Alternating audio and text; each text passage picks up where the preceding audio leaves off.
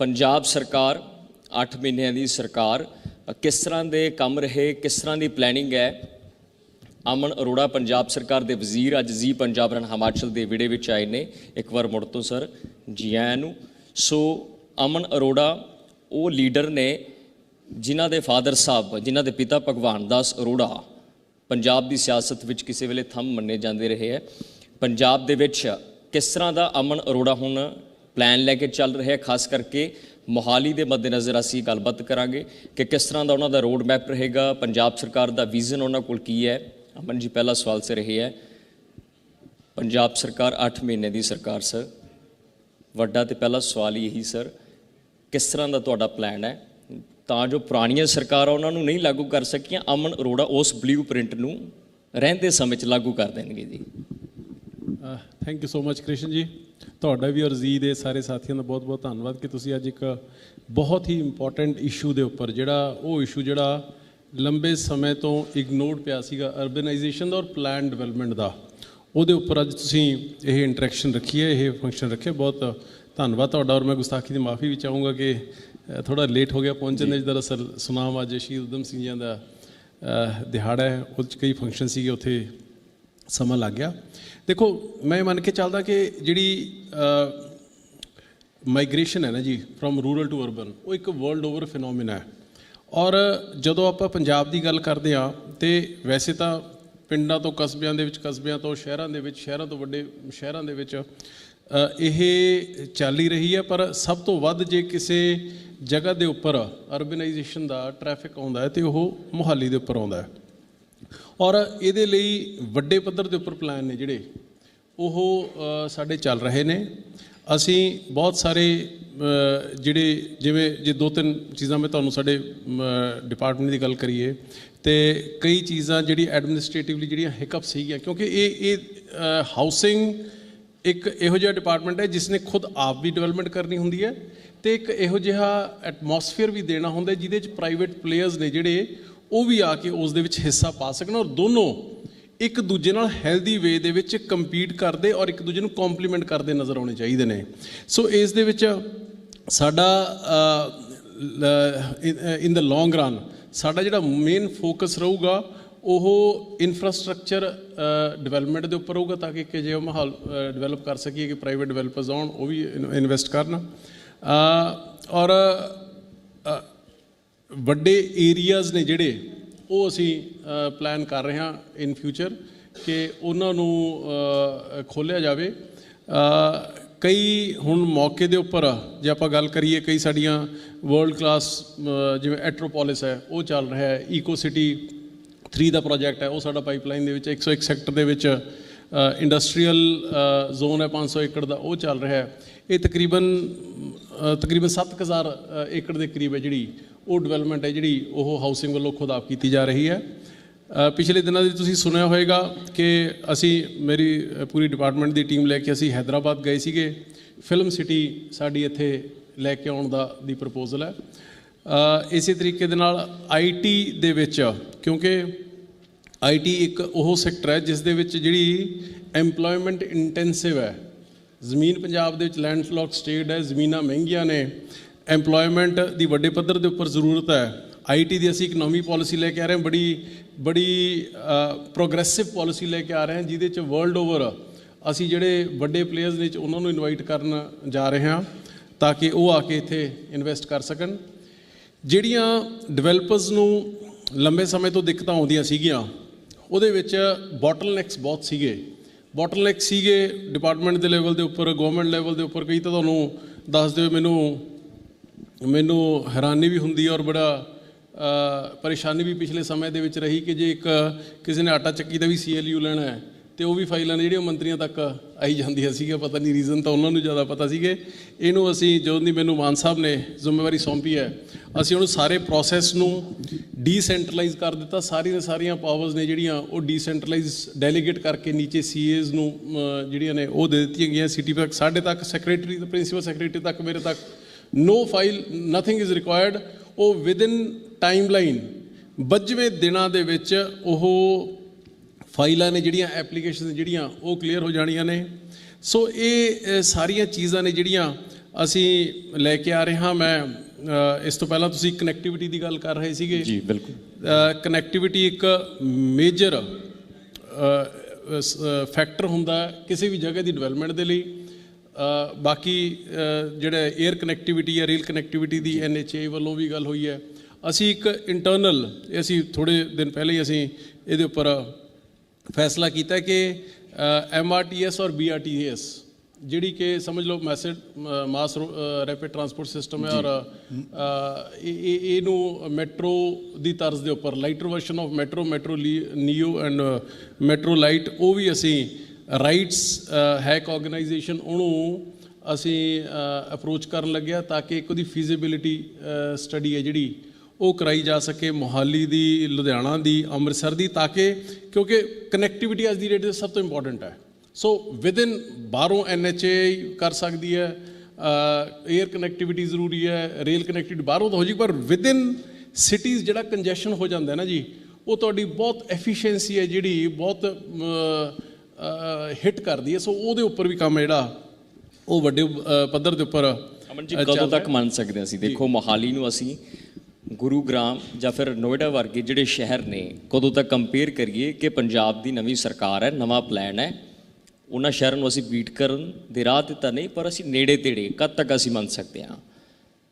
ਦੇਖੋ ਇਸ ਤਰ੍ਹਾਂ ਹੁੰਦਾ ਹੈ ਕਿ ਤੁਸੀਂ ਕਿਸੇ ਨੂੰ ਵੀ ਤੁਹਾਡੇ ਸਵਾਲ ਨੂੰ ਮੈਂ ਗਲਤ ਨਹੀਂ ਕਹਿ ਸਕਦਾ। ਆਪਾਂ ਜਿਹੜਾ ਕੰਪੈਰੀਜ਼ਨ ਹੈ ਉਹ ਆਪਾਂ ਗੁਰੂਗ੍ਰਾਮ ਜਾਂ ਕਿਸੇ ਹੋਰ ਸਿਟੀ ਦੇ ਨਾਲ, ਜੇ ਆਪਾਂ ਕਹੀਏ ਵੀ ਆਪਾਂ ਉਹਨਾਂ ਵਰਗੇ ਕਦੋਂ ਬਣ ਜਾਵਾਂਗੇ, ਉਹਨਾਂ ਵਰਗੇ ਉਹ ਆਪਣੇ ਤੋਂ 2 ਸਟੈਪ ਹੋਰ ਗਾਹਾਂ ਹੋ ਜਾਣਗੇ। ਵਾਟ I mean to say is ਕਿ ਤੁਸੀਂ best of everywhere you should pick it up.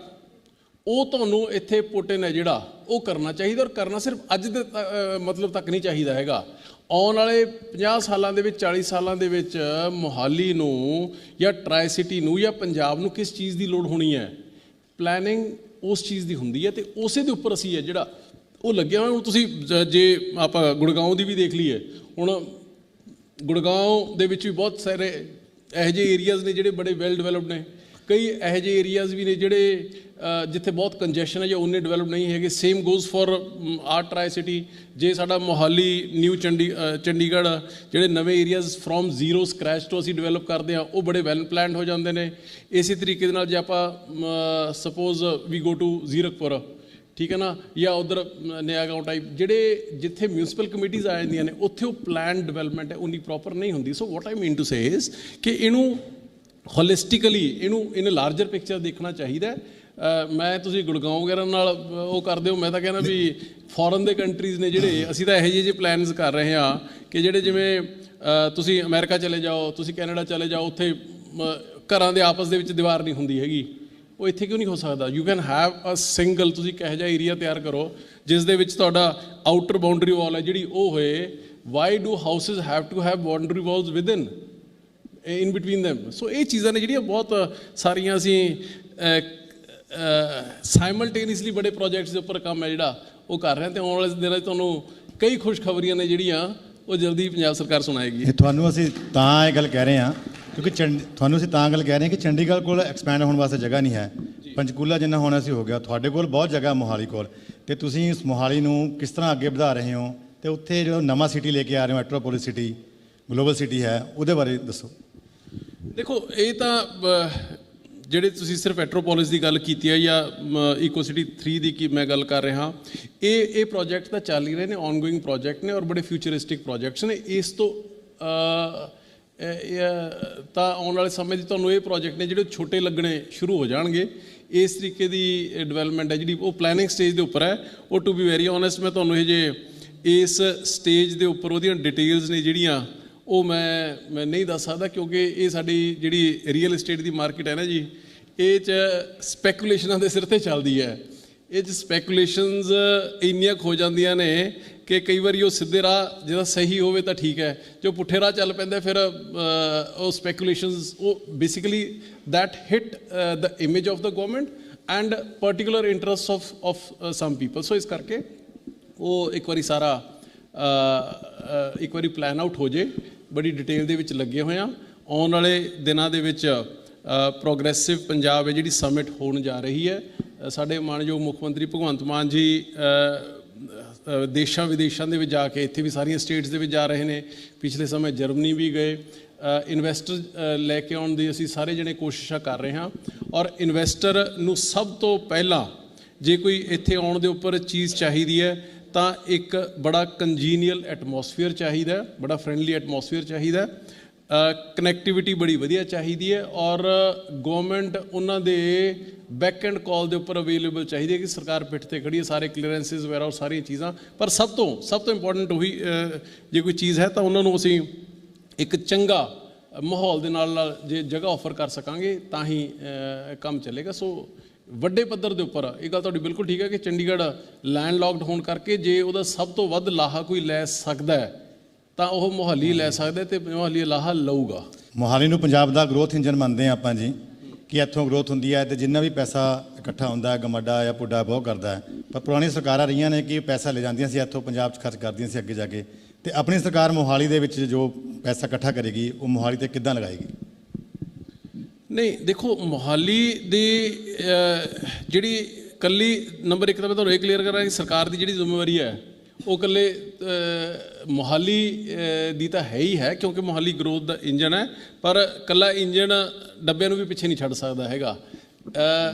ਮੇਰਾ ਫੋਕਸ ਹੈ ਜਿਹੜਾ ਉਹ ਮੋਹਾਲੀ ਦੇ ਨਾਲ ਨੋ ਡਾਊਟ ਮੇਨ ਫੋਕਸ ਹਮੇਸ਼ਾ, ਕਿਉਂਕਿ ਹੈੱਡਕੁਆਟਰਸ ਇੱਥੇ ਨੇ, ਜੇ ਸਾਡੀ ਕੋਈ ਸ਼ੋਕੇਸ ਵਿੰਡੋ ਬਣ ਸਕਦੀ ਹੈ ਤਾਂ ਉਹ ਮੋਹਾਲੀ ਹੈ, ਜੇ ਕੋਈ ਗਰੋਥ ਇੰਜਨ ਹੈ ਤਾਂ ਉਹ ਮੋਹਾਲੀ ਹੈ। ਇਸ ਤੋਂ ਅੱਗੇ ਫਿਰ ਗਲਾਡਾ ਆ ਗਿਆ, ਲੁਧਿਆਣਾ ਅਥਾਰਟੀ ਆ ਗਈ ਸਾਡੀ, ਜਲੰਧਰ ਆ ਗਈ, ਅੰਮ੍ਰਿਤਸਰ ਆ ਗਈ, ਬਠਿੰਡਾ ਆ ਗਈ। ਮੈਂ ਤੁਹਾਨੂੰ ਜੇ ਓਵਰਆਲ ਮੈਂ ਵਿਊ ਦੇਵਾਂ ਤੇ ਉਹਦੇ 'ਚ ਇਹ ਹੈ ਕਿ ਅਸੀਂ ਹੁਣ ਤੱਕ ਸਾਡਾ ਹਾਊਸਿੰਗ ਡਿਪਾਰਟਮੈਂਟ ਹੈ ਜਿਹੜਾ ਉਹ ਆਪੋ ਆਪਣੇ ਕੰਫਰਟ ਜ਼ੋਨ ਦੇ ਵਿੱਚ ਬੈਠਾ ਸੀਗਾ ਕਿ ਮੋਹਾਲੀ ਵਾਲਿਆਂ ਨੇ ਸਿਰਫ ਮੋਹਾਲੀ ਤੇ ਫੋਕਸ ਕਰਨਾ, ਜਦ ਕਿ 3-4 ਡਿਸਟ੍ਰਿਕਟ ਦੀ ਜੁਰਿਸਡਿਕਸ਼ਨ ਹੈ। ਗਲਾਡਾ ਨੇ ਸਿਰਫ ਲੁਧਿਆਣੇ ਤੇ ਫੋਕਸ ਕਰਨਾ, 3-4 ਡਿਸਟ੍ਰਿਕਟ ਦੀ ਜੁਰਿਸਡਿਕਸ਼ਨ ਹੈ। Same goes for Bathinda, Amritsar, Jalandhar. So what I mean to say is ਕਿ for the first time we decided, ਜਦੋਂ 4 ਮਹੀਨੇ ਪਹਿਲਾਂ ਮੈਨੂੰ ਜ਼ਿੰਮੇਵਾਰੀ ਮਿਲੀ, ਕਿ ਆਪਦੇ ਕੰਫਰਟ ਜ਼ੋਨਸ ਦੇ ਵਿੱਚੋਂ ਨਿਕਲ ਕੇ ਇਹ ਸਾਰੀਆਂ ਅਥਾਰਟੀਜ਼ ਨੇ ਜਿਹੜੀਆਂ ਇਹ ਟੀਅਰ 2 ਸਿਟੀ, ਟੀਅਰ 3 ਸਿਟੀ ਉਹਨਾਂ ਦੇ ਵਿੱਚ ਵੀ ਜਾਣਗੀਆਂ। ਜੇ ਉਹਨਾਂ ਦੇ ਵਿੱਚ ਜਾਵਾਂਗੇ ਤਾਂ ਜੇ ਉਹਨਾਂ 'ਚ ਪੂਡਾ ਦੀਆਂ ਅਪਰੂਵਡ ਕਾਲੋਨੀਜ਼ ਦੀ ਪ੍ਰੈਜ਼ੈਂਸ ਹੋਊਗੀ, ਪੂਡਾ ਦੀਆਂ ਆਪਦੀ ਕਾਲੋਨੀਜ਼ ਹੋਣਗੀਆਂ, ਤੇ ਤਾਂ ਹੀ ਲੋਕਾਂ ਨੂੰ ਚੰਗੀ ਹਾਊਸਿੰਗ ਹੈ ਜਿਹੜੀ ਉਹ ਮਿਲ ਸਕੂਗੀ। ਤਾਂ ਹੀ ਜਿਹੜੀ ਹੈ ਇਲੀਗਲ ਕਾਲੋਨੀਜ਼ 14,000 ਕਾਲੋਨੀਆਂ ਪੰਜਾਬ ਦੇ ਵਿੱਚ ਘਟ ਗਈਆਂ। ਉਹ ਕਿਉਂ ਘਟ ਗਈਆਂ? ਉਹ ਇਸੇ ਕਰਕੇ ਘਟ ਗਈਆਂ ਕਿਉਂਕਿ ਪੂਡਾ ਨੇ ਹਾਊਸਿੰਗ ਡਿਪਾਰਟਮੈਂਟ ਨੇ ਆਪ ਕੰਮ ਨਹੀਂ ਕੀਤਾ। ਬਹੁਤੇ ਜਿਹੜੇ ਅਮਰਜੀਤ ਕੋਰੇ ਤਾਂ ਬਹੁਤ ਵੱਡਾ ਚੈਲੰਜ ਹੈ। ਇੱਕ ਮਿੰਟ ਲੈਟ ਮੀ ਕੰਪਲੀਟ। ਬਹੁਤ ਜਿਹੜੇ ਪੋਲੀਟੀਕਲ ਲੀਡਰ ਸੀਗੇ ਆਪ ਉਹ ਕਾਲੋਨਾਈਜ਼ਰ ਬਣ ਗਏ। ਅਫੋਰਡੇਬਲ ਹਾਊਸਿੰਗ ਦੀ ਪਾਲਿਸੀ ਇੰਨੀ ਕਿ ਸਟ੍ਰਿਕਟ ਕਰਤੀ ਕਿ ਚੰਗੀ ਭਲੀ ਪਾਲਿਸੀ ਨੂੰ ਛੱਡ ਕੇ ਬੰਦਾ ਇਲੀਗਲ ਰਾਹ ਚੱਲ ਪੈਂਦਾ ਸੀਗਾ। ਬਾਅਦ ਦੇ ਵਿੱਚ ਉਹਨੂੰ ਰੈਗੂਲਰਾਈਜੇਸ਼ਨ ਦੀ ਪਾਲਿਸੀ ਲਿਆਉਂਦੇ ਸੀਗੇ, 13 ਚ ਆਈ, 16 ਚ ਆਈ, 18 ਚ ਆਈ, ਤੇ ਉਹ ਇਲੀਗਲ ਕਾਲੋਨੀਜ਼ ਦਾ ਮਸ਼ਰੂਮਿੰਗ 14,000 ਕਾਲੋਨੀਜ਼ ਦੀ ਹੋ ਗਈ। ਸੋ ਹੁਣ ਉਸੇ ਨੂੰ ਕਰਬ ਕਰਨ ਲਈ, ਉਸ ਟ੍ਰੈਂਡ ਨੂੰ ਖਤਮ ਕਰਨ ਲਈ ਅਸੀਂ ਅਫੋਰਡੇਬਲ ਹਾਊਸਿੰਗ ਦੀ ਪਾਲਿਸੀ ਹੈ ਜਿਹੜੀ ਉਹ ਸਾਰੇ ਪੰਜਾਬ ਦੇ ਵਿੱਚੋਂ ਡਿਵੈਲਪਰਸ ਨੂੰ ਮਿਲੇ, ਹੋਰ ਸਾਥੀਆਂ ਨੂੰ ਮਿਲੇ, ਜੋ ਉਹਨਾਂ ਨੇ ਕਿਹਾ ਕਿ ਅਫੋਰਡੇਬਲ ਹਾਊਸਿੰਗ ਦੀ ਪਾਲਿਸੀ ਨੂੰ ਤੁਸੀਂ ਰੀਜ਼ਨੇਬਲ ਕਰੋ ਔਰ ਈਜ਼ੀ ਕਰੋ, ਅਸੀਂ ਉਹ ਕਰ ਦਿੱਤਾ ਤਾਂ ਕਿ ਲੋਕਾਂ ਨੂੰ ਇਲੀਗਲ ਕਾਲੋਨੀ ਵਾਲੇ ਪਾਸੇ ਜਾਣ ਲਈ ਮਜਬੂਰ ਨਾ ਕੀਤਾ ਜਾ ਸਕੇ। ਪਰ ਅਮਨ ਜੀ, ਅਣਅਧਿਕਾਰਤ ਕਲੋਨੀਆਂ ਤੇ ਹੀ ਮੈਂ ਆਉਣਾ ਸੀ, ਤੁਸੀਂ ਬਹੁਤ ਵਧੀਆ ਪੁਆਇੰਟ ਆਪਣੇ ਆਪ ਰੇਜ਼ ਕੀਤਾ ਸਰ।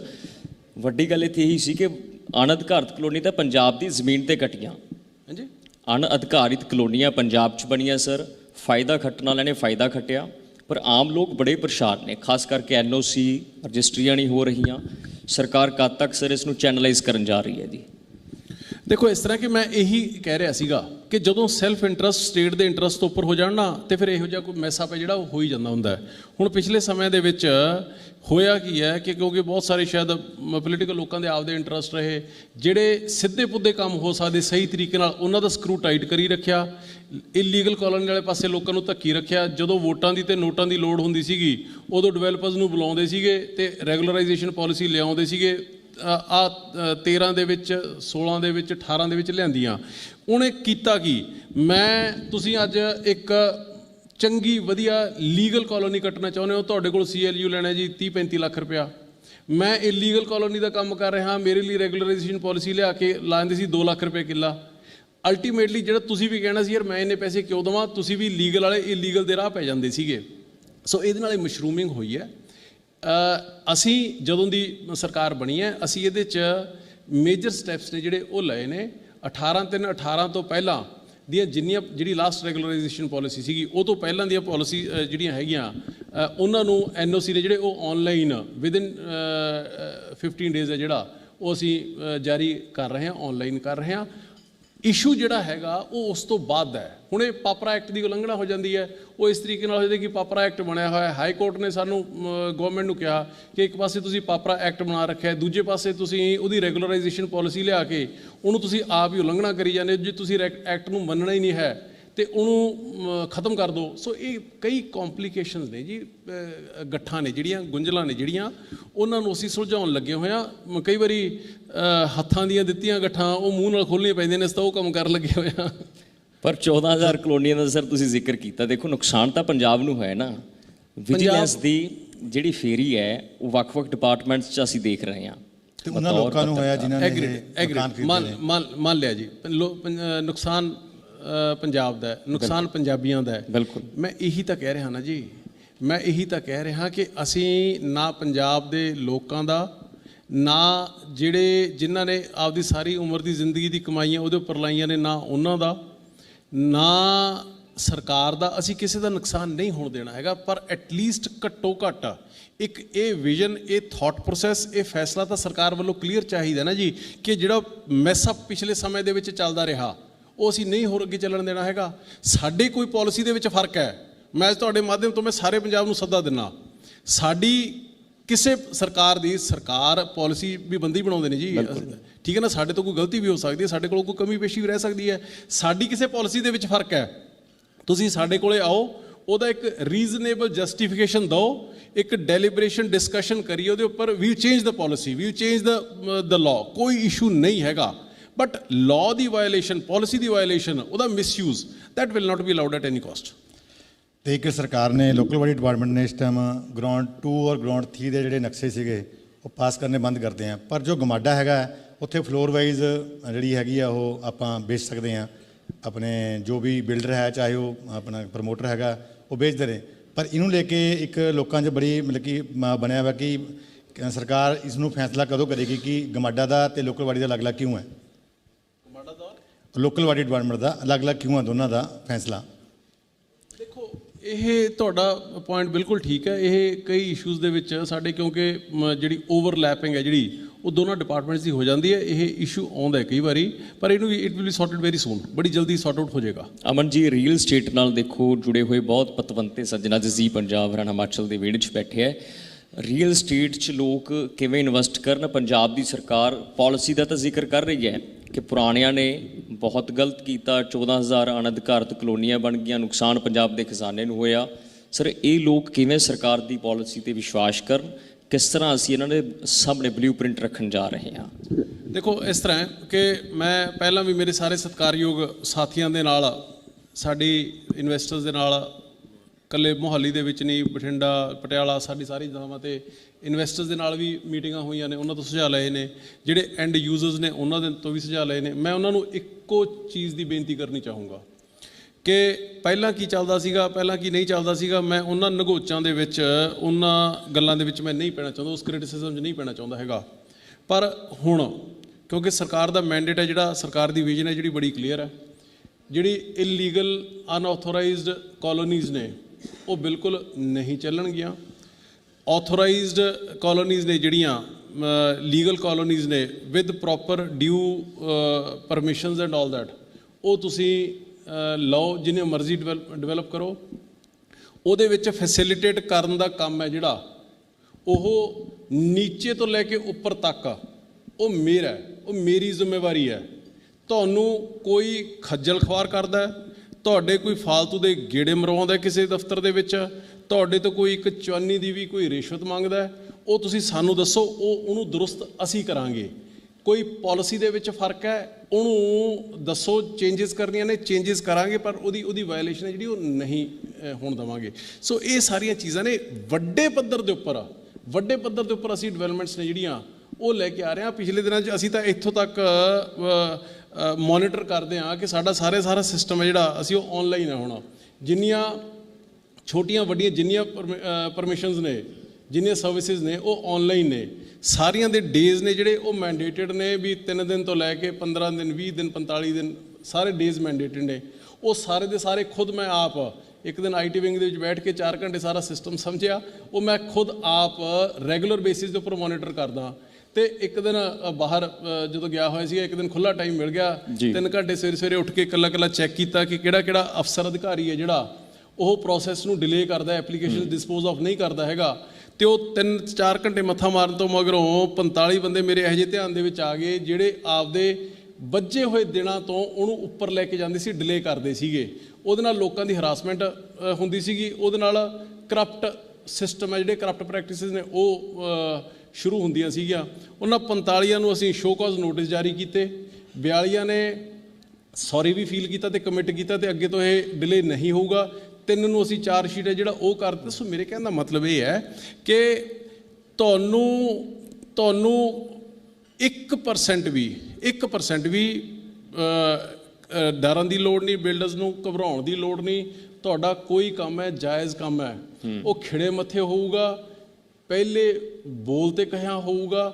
ਇਹੀ ਚੀਜ਼ ਹੈ ਜਿਹੜਾ ਸਰਕਾਰ ਦਾ ਕੰਮ। ਦੇਖੋ ਪਤਾ ਹੈ ਸਰਕਾਰ ਦਾ ਕੰਮ ਸਿਰਫ ਔਰ ਸਿਰਫ ਇੱਕ ਐਟਮੋਸਫੀਅਰ ਦੇਣ ਦਾ ਹੁੰਦਾ ਹੈ, ਬਿਲਕੁਲ ਇਨਫਰਾਸਟ੍ਰਕਚਰ ਦੇਣ ਦਾ ਹੁੰਦਾ ਹੈ। ਉਹ ਮਾਹੌਲ ਦੇਣ ਦੇ ਵਿੱਚ ਅਸੀਂ ਤੁਹਾਡੇ ਨਾਲ ਖੜੇ ਹਾਂ, ਤੁਹਾਡੀ ਪਿੱਠ ਤੇ ਖੜੇ ਹਾਂ। ਔਰ ਮੈਂ ਤਾਂ ਇਹ ਚਾਹੂੰਗਾ, ਮੈਂ ਤਾਂ ਹਰੇਕ ਮੀਟਿੰਗ ਦੇ ਵਿੱਚ ਮੇਰੇ ਸਾਰੇ ਸਾਥੀ ਬੈਠੇ ਨੇ, ਮੈਂ ਤਾਂ ਇਹਨਾਂ ਨੂੰ ਕਹਿਣਾ ਕਿ ਜੀ ਮੈਂ ਆਪਦੇ ਆਪ ਨੂੰ ਉਸ ਦਿਨ ਕਾਮਯਾਬ ਮੰਨੂਗਾ ਕਿ ਜਿਸ ਦਿਨ ਜਿੰਨਾ ਹੁਣ ਤੱਕ ਤੁਸੀਂ ਗਰੋਥ ਆਪਦੇ ਰੀਅਲ ਏਸਟੇਟ ਬਿਜ਼ਨਸ ਦੇ ਵਿੱਚ ਜਾਂ ਇੰਡਸਟਰੀ ਦੇ ਵਿੱਚ, ਮੈਂ ਤਾਂ ਕਹੂੰਗਾ ਉਸ ਦਿਨ ਮੈਂ CM ਸਾਹਿਬ ਸਾਡੀ ਸਰਕਾਰ ਉਸ ਦਿਨ ਕਾਮਯਾਬ ਹੋਊਗੀ ਜਿੰਨੇ ਮੇਰੇ ਵੀਰ ਬੈਠੇ ਨੇ, ਜਿੰਨੀ ਅੱਜ ਇਹਨਾਂ ਦੀ ਵਰਥ ਹੈਗੀ, ਜਿੰਨੀ ਇਹਨਾਂ ਨੇ ਹੁਣ ਤੱਕ ਪੈਸਾ ਕਮਾਇਆ, ਜੋ 5 ਸਾਲਾਂ 'ਚ ਉਹ ਤੋਂ ਵੱਧ 5 ਗੁਣੇ ਕਮਾਉਣਗੇ ਤੇ ਉਹੋ ਜਿਹਾ ਮਾਹੌਲ ਅਸੀਂ ਦੇ ਸਕਾਂਗੇ। ਇਹ ਅੱਜ ਜੇ ਕੋਈ 100 ਕਰੋੜ ਦਾ ਮਾਲਕ ਹੈ, 1000 ਕਰੋੜ ਦਾ ਮਾਲਕ 5 ਸਾਲਾਂ ਦੇ ਵਿੱਚ ਹੋਵੇ, ਸਹੀ ਤਰੀਕੇ ਦੇ ਨਾਲ ਲੋਕਾਂ ਨੂੰ ਚੰਗੀਆਂ ਸਰਵਿਸਿਜ਼ ਦੇ ਕੇ, ਲੋਕਾਂ ਨੂੰ ਚੰਗੀਆਂ ਫੈਸਿਲਿਟੀਜ਼ ਦੇ ਕੇ ਔਰ ਬਕਾਇਦਾ ਪ੍ਰੋਪਰ ਲਾਅ ਮੰਨ ਕੇ, ਕਾਨੂੰਨ ਮੰਨ ਕੇ, ਕਾਨੂੰਨ ਦੇ ਦਾਇਰੇ 'ਚ ਰਹਿ ਕੇ, ਤੇ ਮੈਂ ਆਪਦੇ ਆਪ ਨੂੰ ਤਾਂ ਕਾਮਯਾਬ ਮੰਨੂਗਾ ਜੀ ਤਾਂ ਹੀ ਜੇ ਮੇਰੇ ਸਟੇਟ ਦੇ ਲੋਕ ਨੇ ਜਿਹੜੇ ਜੇ ਉਹ ਗਰੋ ਕਰਨਗੇ ਤਾਂ ਹੀ ਸਟੇਟ ਗਰੋ ਕਰੂਗੀ। ਬਿਲਕੁਲ ਅਮਨ ਜੀ, ਤੁਸੀਂ 14,000 ਦਾ ਅੰਕੜਾ ਜਿਹੜਾ ਤੁਸੀਂ ਰੱਖਿਆ ਸਰ, ਉਹਦੇ 'ਚ ਅਹਿਮ ਸਵਾਲ ਸੇ ਰਹੇ ਸੀ ਕਿ ਦੇਖੋ ਲੋਕ ਤਾਂ ਪਰੇਸ਼ਾਨ ਨੇ ਜਿਨ੍ਹਾਂ ਨੇ ਪਲਾਟ ਖਰੀਦੇ ਪਰ ਅਣਅਧਿਕਾਰ ਤੋਂ ਕਲੋਨੀਆਂ ਸੀ, NOC ਨਹੀਂ ਮਿਲ ਰਹੀ, ਰਜਿਸਟਰੀ ਨਹੀਂ ਹੋ ਪਾ ਰਹੀ। ਜਿਸ ਨੇ ਕਲੋਨੀ ਕੱਟੀ ਹੈ ਉਸ ਨੂੰ ਅਸੀਂ ਜੁਰਮ ਦੇ ਦਾਇਰੇ 'ਚ ਰੱਖੀਏ ਜਾਂ ਫਿਰ ਜਿਹੜਾ ਮਾਲਕ ਹੈ ਹੁਣ ਉਸ ਥਾਂ ਦਾ?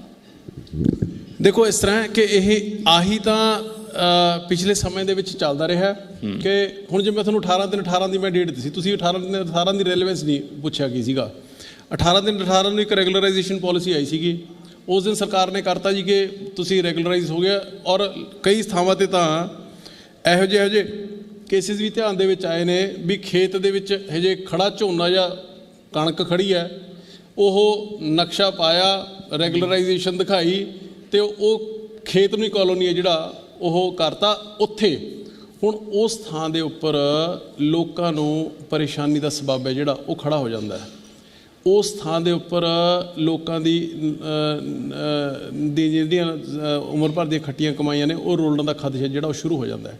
ਸੋ ਇਸ ਕਰਕੇ ਡਿਵੈਲਪਰਸ ਨੇ ਜਿਹੜੇ, ਮੈਂ ਫਿਰ ਦੁਬਾਰਾ ਉਹੀ ਗੱਲ ਰਿਪੀਟ ਕਰਦਾ ਕਿ ਖੱਜਲ ਖੁਆਰੀ ਹੈ ਜਿਹੜੀ ਕੋਈ ਹੋ ਰਹੀ ਹੈ, ਇਹ ਪਿਛਲੇ ਸਮਿਆਂ ਦੇ ਵਿੱਚ ਜੋ ਗਲਤ ਹੁੰਦਾ ਰਿਹਾ ਉਹਦੇ ਕਰਕੇ ਹੋ ਰਹੀ ਹੈ। ਪਰ ਡੈਫੀਨੇਟਲੀ ਯੈਸ, ਅਸੀਂ ਪਰਸੋਂ ਹੀ CM ਸਾਹਿਬ ਨੇ ਮੀਟਿੰਗ ਬੁਲਾਈ ਸੀਗੀ ਔਰ ਇਹਦੇ ਉੱਪਰ ਵੀ ਅਸੀਂ ਕੋਸ਼ਿਸ਼ ਕਰ ਰਹੇ ਹਾਂ ਕਿ ਕੋਈ ਇਹੋ ਜਿਹਾ ਹੀਲਾ ਨਿਕਲ ਆਵੇ। ਔਰ ਉਹਦੇ 'ਚ ਕਈ ਵਾਰੀ ਥਾਵਾਂ 'ਤੇ ਇਹ ਵੀ ਹੁੰਦਾ ਕਿ ਡਿਵੈਲਪਰ ਨੇ ਕਿਸੇ ਨੇ ਸਪੋਜ਼ ਨਹੀਂ, ਇਹ ਮੋਹਾਲੀ ਦੇ ਏਰੀਏ ਦੇ ਵਿੱਚ ਥੋੜ੍ਹਾ ਘੱਟ ਹੈ, ਸ਼ਾਇਦ ਬਾਕੀ ਪੰਜਾਬ ਦੇ ਵਿੱਚ ਥੋੜ੍ਹਾ ਵੱਧ ਹੋਵੇ, ਔਰ ਖ਼ਾਸ ਤੌਰ 'ਤੇ ਮਿਊਨਿਸਪਲ ਕਮੇਟੀਆਂ ਦੇ, ਲੋਕਲ ਗੌਰਮੈਂਟ ਦੇ ਏਰੀਏ ਦੇ ਵਿੱਚ ਜ਼ਿਆਦਾ ਹੋ ਜਾਂਦਾ ਹੈ ਕਿ ਸਿੱਧੇ ਜ਼ਿਮੀਂਦਾਰ ਤੋਂ ਅੱਗੇ ਜਿਹੜੇ ਖਰੀਦਦਾਰ ਨੇ ਉਹਨਾਂ ਨੂੰ ਰਜਿਸਟਰੀਆਂ ਕਰਾਈਆਂ ਡਿਵੈਲਪਰ ਦਾ। ਵਿੱਚੋਂ ਕਈ ਥਾਵਾਂ 'ਤੇ, ਮੈਂ ਸਾਰੇ ਨਹੀਂ ਕਹਿੰਦਾ ਹੈਗਾ, ਸਾਰਿਆਂ ਨੇ ਬਹੁਤ ਵਧੀਆ ਕੰਮ ਕੀਤਾ ਹੈ, ਚੰਦ ਕੁ ਨੇ ਜਿਹੜੇ ਸਾਰੇ ਦੇ ਸਾਰੇ ਸਿਸਟਮ ਨੂੰ ਜਿਨ੍ਹਾਂ ਨੇ ਖਰਾਬ ਕਰੀ ਰੱਖਿਆ। ਜ਼ਿਮੀਂਦਾਰ ਤੋਂ ਸਿੱਧਾ ਖਰੀਦਦਾਰ ਦੇ ਨਾਂ 'ਤੇ ਪਲਾਟ ਰਜਿਸਟਰ ਕਰਾਏ, ਆਪਦਾ ਪ੍ਰੋਫਿਟ ਲਿਆ, ਉਹ ਵਿੱਚੋਂ ਨਿਕਲ ਗਏ। ਹੁਣ ਉਸ ਕੇਸ ਦੇ ਵਿੱਚ ਸਰਕਾਰ ਤੇ ਜਿਹੜਾ ਖਰੀਦਦਾਰ ਹੈ ਜਿਹਨੇ ਘਰ ਪਾਇਆ ਹੈ ਉਹ ਸਿੱਧਾ ਕਨਫੈਡਰੇਸ਼ਨ ਦੇ ਵਿੱਚ ਆ ਗਏ। ਅਸੀਂ ਇਸ ਚੀਜ਼ ਨੂੰ ਸਾਰੇ ਨੂੰ ਸੁਲਝਾਉਣ ਲੱਗੇ ਹੋਏ ਹਾਂ। ਮੋਹਾਲੀ ਦੇ ਵਿੱਚ ਵੀ ਜਿਹੜੇ ਕੁਛ ਇੱਕ ਦੋ ਜਿਹੜੇ ਹੈਬਿਚੁਅਲ ਜਿਨ੍ਹਾਂ ਦਾ ਵੱਡੇ ਪੱਧਰ ਦੇ ਉੱਪਰ ਜਿਨ੍ਹਾਂ ਨੇ ਮੈਂ ਕਹੂੰਗਾ ਕਿ ਲੋਕਾਂ ਨੂੰ ਵੀ ਆਪਣੀ ਪ੍ਰੋਮਿਸਿਸ ਮੁਤਾਬਕ ਹਾਊਸਿਸ ਨਹੀਂ ਡਿਲੀਵਰ ਕੀਤੇ ਹੈਗੇ, ਪਲਾਟਸ ਨਹੀਂ ਡਿਲੀਵਰ ਕੀਤੇ ਹੈਗੇ, ਤੇ ਸਰਕਾਰ ਦੇ ਨਾਲ ਵੀ ਜਿਹੜੀ ਆ ਪੈਸੇ ਦੇਣੇ ਸੀ ਸਰਕਾਰ ਨੂੰ, ਚਾਰजेस ਦੇਣੇ ਸੀਗੇ, ਉਹ ਵੀ ਨਹੀਂ ਕੀਤੇ ਗਏ। ਉਹਦੇ ਉੱਪਰ ਵੀ ਆਉਣ ਵਾਲੇ ਦਿਨਾਂ ਦੇ ਵਿੱਚ ਅਸੀਂ ਚੰਗਾ ਜਿਹੜਾ ਕੰਮ ਕਰ ਰਿਹਾ ਉਹਦੀ ਪਿੱਠ ਥਾਪੜਾਂਗੇ, ਉਹਦੇ ਨਾਲ ਖੜਾਂਗੇ, ਉਹਨਾਂ ਨੂੰ ਇਨਸੈਂਟਿਵ ਦੇਵਾਂਗੇ। ਪਰ ਜਿਹੜਾ ਸਹੀ ਕੰਮ ਨਹੀਂ ਕਰ ਰਿਹਾ ਹੈਗਾ ਉਹਨੂੰ, ਔਰ ਮੈਂ ਇਹ 'ਚ ਇੱਕ ਤੁਹਾਨੂੰ ਡਿਵੈਲਪਰਸ ਨੂੰ ਵੀ ਬੇਨਤੀ ਕਰਨੀ ਚਾਹੂੰਗਾ ਜੀ। ਮੈਂ ਜਦੋਂ ਮੈਨੂੰ ਮਾਨ ਸਾਹਿਬ ਨੇ ਜ਼ਿੰਮੇਵਾਰੀ ਸੌਂਪੀ ਤੇ ਮੈਂ ਰੇਰਾ ਅਥਾਰਟੀ ਬਣੀ ਹੋਈ ਹੈ ਜਿੱਥੋਂ ਸਾਰੀਆਂ ਅਪਰੂਵਲਸ ਨੇ ਜਿਹੜੀਆਂ ਉਹ ਲੈਣੀਆਂ ਹੁੰਦੀਆਂ ਨੇ। ਮੈਂ ਉੱਥੇ ਗਿਆ ਤੇ ਉਹਨਾਂ ਨੂੰ ਉਹਨਾਂ ਸਾਰਾ ਸਿਸਟਮ ਸਮਝਿਆ ਕਿ ਤੁਹਾਡਾ ਕੀ ਸਿਸਟਮ ਕੀ ਹੈ, ਮੈਨੂੰ ਸਾਰਾ ਉਹ ਸਮਝਾਓ। ਸਾਰਾ ਕੁਝ ਡਿਸਕਸ ਕੀਤਾ, ਸਮਝਿਆ, ਤੇ ਐਂਡ ਦੇ ਵਿੱਚ ਰਿਜ਼ਲਟ ਇਹ ਨਿਕਲਿਆ ਕਿ ਅੱਜ 5 ਸਾਲ ਹੋਏ ਨੇ ਰੇਰਾ ਨੂੰ ਬਣੇ ਨੂੰ ਜੀ। 5 ਸਾਲ ਦੇ ਵਿੱਚ ਤਕਰੀਬਨ 3500 ਦੇ ਕਰੀਬ ਨੇ ਜਿਹੜੀਆਂ ਉੱਥੇ ਕੇਸਿਸ ਨੇ, ਜਿਹੜੇ ਐਪਲੀਕੇਸ਼ਨ ਨੇ ਜਿਹੜੀਆਂ ਉਹ ਜਾ ਚੁੱਕੀਆਂ ਸ਼ਿਕਾਇਤਾਂ ਲੋਕਾਂ ਦੀਆਂ। That means on N average 2 ਸ਼ਿਕਾਇਤਾਂ ਨੇ ਜਿਹੜੀਆਂ ਉਹ ਗਈਆਂ ਨੇ ਉੱਥੇ ਡੇਲੀ 2 ਸ਼ਿਕਾਇਤਾਂ ਦੇ ਕਰੀਬ। ਔਰ ਉਹਦੇ ਵਿੱਚ ਜਦੋਂ ਮੈਂ ਕਲਾਸੀਫਿਕੇਸ਼ਨ ਕੀਤੀ, ਕੈਟੇਗਰਾਈਜੇਸ਼ਨ ਕਰਾਈ ਕਿ ਇਹਦੇ ਵਿੱਚੋਂ, ਕਿਉਂਕਿ ਮੇਰਾ ਮਕਸਦ ਇਹ ਸੀਗਾ ਵੀ ਜਿੱਥੇ ਜਾ ਕੇ ਲੋਕਾਂ ਨੇ ਆਪਦੀ ਸ਼ਿਕਾਇਤ ਕਰਨੀ ਹੈ, ਦੁਖੜਾ ਰੋਣਾ, ਜੇ ਉੱਥੇ ਇਹੀ ਪਤਾ ਕਰ ਲਈਏ ਵੀ ਕਿਹੜੀ ਮੈਕਸਿਮਮ ਸਭ ਤੋਂ ਵੱਧ ਲੋਕਾਂ ਦੀ ਸ਼ਿਕਾਇਤ ਕਿਸ ਚੀਜ਼ ਦੀ ਹੈ, ਕਿਸ ਅਥਾਰਟੀ ਦੀ ਹੈ, ਕਿਸ ਲੈਵਲ ਦੇ ਉੱਪਰ ਹੈ, ਕਿਸ ਇੰਡੀਵਿਜੂਅਲ ਦੇ ਅਗੇਂਸਟ ਹੈ, ਕਿਸ ਸਾਡੀ ਪਾਲਿਸੀ ਦੇ ਅਗੇਂਸਟ ਹੈ, ਜਦੋਂ ਉਹ ਨਿਚੋੜ ਮੈਂ ਪਤਾ ਕਰ ਲਿਆ ਤਾਂ ਕਿ ਉਹੀ ਅਸੀਂ ਪਾਲਿਸੀਜ਼ ਨੇ ਜਿਹੜੀਆਂ ਅਸੀਂ ਉਹਨਾਂ ਨੂੰ ਰੀਫਰੇਮ ਕਰ ਸਕੀਏ, ਉਹਨਾਂ ਨੂੰ ਚੇਂਜ ਕਰ ਸਕੀਏ, ਤਾਂ ਕਿ ਇੱਕ ਪ੍ਰੋ ਪੀਪਲ ਪਾਲਿਸੀ ਜਿਹੜੀ ਉਹ ਬਣਾ ਸਕੀਏ। ਤੇ ਤੁਹਾਨੂੰ ਇਹ ਜਾਣ ਕੇ ਹੈਰਾਨੀ ਹੋਊਗੀ ਕਿ ਉਹਨਾਂ ਦੇ ਵਿੱਚੋਂ 100% ਦੇ ਵਿੱਚੋਂ ਤਕਰੀਬਨ 90% ਜਿਹੜੀਆਂ ਲੋਕਾਂ ਦੀਆਂ ਕੰਪਲੇਂਟਸ ਜਾਂ ਗ੍ਰੀਵੈਂਸਿਸ ਸੀਗੇ ਉਹ ਇਹ ਸੀਗੇ ਕਿ ਸਾਨੂੰ ਟਾਈਮਲੀ ਸਾਡਾ ਘਰ ਹੈ ਜਿਹੜਾ ਜਾਂ ਪਲਾਟ ਡਿਲੀਵਰ ਨਹੀਂ ਹੋਇਆ ਹੈਗਾ। ਸਾਡੇ ਅਗੇਂਸਟ, ਸਰਕਾਰ ਦੇ ਅਥਾਰਟੀਜ਼ ਦੇ ਅਗੇਂਸਟ ਵੀ ਸ਼ਿਕਾਇਤਾਂ ਹੋਣਗੀਆਂ, ਮੈਂ ਇਹ ਨਹੀਂ ਕਹਿੰਦਾ ਹੈਗਾ, but what I mean to say is ਕਿ ਇਹ ਇਹੋ ਜਿਹਾ ਕੰਮ ਹੈ ਜਿਹਦੇ ਵਿੱਚ ਸਰਕਾਰ ਨੂੰ, ਡਿਵੈਲਪਰਸ ਨੂੰ ਮੋਢੇ ਦੇ ਨਾਲ ਮੋਢਾ ਲਾ ਕੇ ਚੱਲਣ ਦੀ ਲੋੜ ਹੈ। ਇੱਕ ਚੀਜ਼ ਮੇਨ ਫੋਕਸ ਹੈ ਜਿਹੜਾ ਉਹ ਇਹ ਹੋਣਾ ਚਾਹੀਦਾ ਕਿ ਅਸੀਂ ਲੋਕਾਂ ਨੂੰ ਸਹੀ ਚੰਗੀ ਸਰਵਿਸ ਟਾਈਮ ਬਾਉਂਡ ਤਰੀਕੇ ਦੇ ਨਾਲ ਔਰ ਐਜ਼ ਪਰ ਆਰ ਕਮਿਟਮੈਂਟ ਜਿਹੜੀ ਉਹ ਦੇ ਦਈਏ। ਆਈ ਥਿੰਕ ਮੇਜਰ ਇਸ਼ੂਜ਼ ਨੇ ਜਿਹੜੇ ਸੋਲਵ ਹੋ ਜਾਣਗੇ। ਇਲੀਗਲ ਕਲੋਨੀ 'ਤੇ ਤੁਸੀਂ ਸਕੰਜਾ ਕੱਸ ਰਹੇ ਹੋ ਤੇ ਅਫੋਰਡੇਬਲ ਹਾਊਸਿਸ ਬਾਰੇ ਕਾਫੀ ਲੰਬੇ ਤੋਂ ਸਮੇਂ ਤੋਂ ਚੱਲਦਾ ਹੈ ਕਿ ਅਫੋਰਡੇਬਲ ਹਾਊਸਿਸ ਬਣਨਗੇ, ਪਰ ਅਫੋਰਡੇਬਲ ਹਾਊਸਿਸ ਬਾਰੇ ਆਪਣੀ ਸਰਕਾਰ ਕੀ ਕਰ ਰਹੀ ਹੈ ਜੀ? ਦੇਖੋ, ਅਫੋਰਡੇਬਲ ਹਾਊਸਿੰਗ ਦੀ ਪਾਲਿਸੀ ਹੈ ਜਿਹੜੀ ਉਹ ਅਸੀਂ ਸਾਡੇ ਸਾਰੇ ਸਾਥੀਆਂ ਦੇ ਨਾਲ ਉਹ ਅਸੀਂ ਡਿਸਕਸ ਕਰਕੇ ਆਲਰੇਡੀ ਲਿਆ ਚੁੱਕੇ ਹਾਂ। ਉਹਦੇ ਉੱਪਰ ਅਸੀਂ 15 ਦਿਨ ਉਹਨਾਂ ਦੇ ਜਿਹੜੇ ਕਮੈਂਟਸ ਨੇ ਉਹ ਵੀ ਮੰਗੇ ਨੇ। ਅਸੀਂ ਜਿਹੜੇ ਸਾਡੇ ਕੋਲ ਪੋਜ਼ੀਟਿਵ ਕਮੈਂਟਸ ਹੈ ਅਸੀਂ ਉਹਨਾਂ ਨੂੰ ਵੀ ਇਨਕੋਰਪੋਰੇਟ ਕਰਨ ਲੱਗੇ ਹਾਂ। ਉਹਦੇ 'ਚ ਬੇਸਿਕਲੀ 3-4 ਡਿਮਾਂਡਸ ਹੀ ਸੀਗੀਆਂ ਡਿਵੈਲਪਰਸ ਦੀਆਂ, ਜਿਹਦੇ ਵਿੱਚ 62% ਤੋਂ 65% ਸੇਲੇਬਲ ਏਰੀਆ ਕਰਨਾ ਸੀਗਾ। ਜਿਹੜਾ ਉਹਦੀ ਕਾਊਂਟਿੰਗ ਹੈ ਉਹ ਪਹਿਲਾਂ ਰੋਡਸ ਵਗੈਰਾ ਨੂੰ ਕੱਢ ਕੇ ਹੁੰਦੀ ਸੀਗੀ, ਉਹ ਹੁਣ ਰੋਡਸ ਦੀ ਗ੍ਰੋਸ ਜਿੰਨਾ ਏਰੀਆ ਹੈਗਾ ਉਹਦੇ ਉੱਪਰ ਫੋਕਸ ਹੈ ਜਿਹੜਾ ਉਹ ਸਾਰੇ ਦੇ ਉੱਪਰ ਕੈਲਕੂਲੇਸ਼ਨ ਹੋਊਗੀ। EDC ਚਾਰजेस ਨੇ ਜਿਹੜੇ ਉਹ ਗਮਾਡਾ ਨੂੰ ਛੱਡ ਕੇ ਬਾਕੀ ਸਾਰੇ ਏਰੀਆ ਦੇ ਵਿੱਚ ਅਸੀਂ 50% ਹੈ ਜਿਹੜਾ ਉਹ ਕਰ ਦਿੱਤਾ। ਅਫੋਰਡੇਬਲ ਪਾਲਿਸੀ, ਵਧੀਆ ਪਾਲਿਸੀ ਲੈ ਕੇ ਆਉਣਾ ਤੇ ਲੋਕਾਂ ਵੱਲੋਂ ਉਹਦੇ ਮੁਤਾਬਕ ਕਲੋਨਾਈਜੇਸ਼ਨ ਕਰਨੀ ਹੀ ਇੱਕੋ ਇੱਕ ਹੱਲ ਹੈ ਜੋ ਇਲੀਗਲ ਕਾਲੋਨੀਆਂ ਕੱਟਦੀਆਂ ਨੇ। ਸੋ ਇੱਕ ਪਾਸੇ ਜਿੱਥੇ ਅਸੀਂ ਅਫੋਰਡੇਬਲ ਦੀ ਗੱਲ ਕਰ ਰਹੇ ਹਾਂ, ਦੂਜੇ ਪਾਸੇ ਅਸੀਂ ਨਾਲ ਹੀ ਆਉਣ ਵਾਲੇ ਸਮੇਂ ਦੇ ਵਿੱਚ ਇਹਦੇ ਉੱਪਰ ਵੀ ਸੀਰੀਅਸਲੀ ਕੰਮ ਹੈ ਜਿਹੜਾ ਚੱਲ ਰਿਹਾ ਕਿ ਮੈਗਾ ਔਰ ਸੁਪਰ ਮੈਗਾ ਪ੍ਰੋਜੈਕਟਸ ਦੀ ਪਾਲਿਸੀ ਹੈ ਜਿਹੜੀ, ਜਿਹਦੇ ਵਿੱਚ ਮੈਗਾ ਦੇ ਵਿੱਚ 100 ਏਕੜ ਔਰ ਸੁਪਰ ਮੈਗਾ ਦੇ ਵਿੱਚ 250 ਤੋਂ ਲੈ ਕੇ 750 ਏਕੜ, ਤਾਂ ਕਿ ਵੱਡੀਆਂ ਡਿਵੈਲਪਮੈਂਟਸ ਨੇ ਜਿਹੜੀਆਂ ਉਹ ਲੈ ਕੇ ਉਹਦੇ ਉੱਪਰ ਵੀ ਕੰਮ ਹੈ ਜਿਹੜਾ ਜਲਦੀ ਚੱਲ ਰਿਹਾ। ਉਹ ਵੀ ਤੁਹਾਨੂੰ ਅਸੀਂ ਬੜੀ ਜਲਦੀ ਹੀ, ਤੁਹਾਨੂੰ ਤੇ ਡਿਵੈਲਪਰਸ ਨੂੰ ਅਸੀਂ ਬੜੀ ਜਲਦੀ ਖੁਸ਼ਖਬਰੀ ਸੁਣਾਵਾਂਗੇ। ਬਿਲਕੁਲ, ਬਹੁਤ ਸ਼ੁਕਰੀਆ ਅਮਨ ਜੀ, ਤੁਸੀਂ ਸਾਡੇ ਨਾਲ ਗੱਲਬਾਤ ਕੀਤੀ। ਸੋ ਜਿਹੜੇ ਪਲਾਨ ਪੰਜਾਬ ਸਰਕਾਰ ਦੇ ਵਜ਼ੀਰ ਤੁਹਾਡੇ ਸਾਹਮਣੇ ਰੱਖ ਰਹੇ ਸੀ, ਦਰਸ਼ਕਾਂ ਦੇ ਸਾਹਮਣੇ ਰੱਖ ਰਹੇ ਸੀ, ਉਹਨਾਂ ਪਲਾਨਸ ਨੂੰ ਜਲਦ ਹੱਲ ਕਰਨ ਦਾ ਭਰੋਸਾ ਦਿੱਤਾ ਗਿਆ। ਸੋ ਸਵਾਲ ਇਹੀ ਰਹੇਗਾ ਕਿ ਜਿਹੜੀਆਂ ਪੁਰਾਣੀਆਂ ਨੀਤੀਆਂ ਸੀ, ਉਹਨਾਂ ਪੁਰਾਣੀਆਂ ਨੀਤੀਆਂ ਨੂੰ ਨਵੀਆਂ ਨੀਤੀਆਂ ਕਦੋਂ ਬੀਟ ਕਰਨਗੀਆਂ ਤੇ ਨਵੀਆਂ ਨੀਤੀਆਂ ਨੂੰ ਦੇਖ ਕੇ ਲੋਕ ਕਿੰਨਾ ਖੁਸ਼ ਹੋਣਗੇ। ਸਵਾਲ ਦਾ ਜਵਾਬ ਜਨਤਾ ਬਹੁਤ ਸਹੀ ਢੰਗ ਨਾਲ ਬਿਆਨ ਕਰੇਗੀ।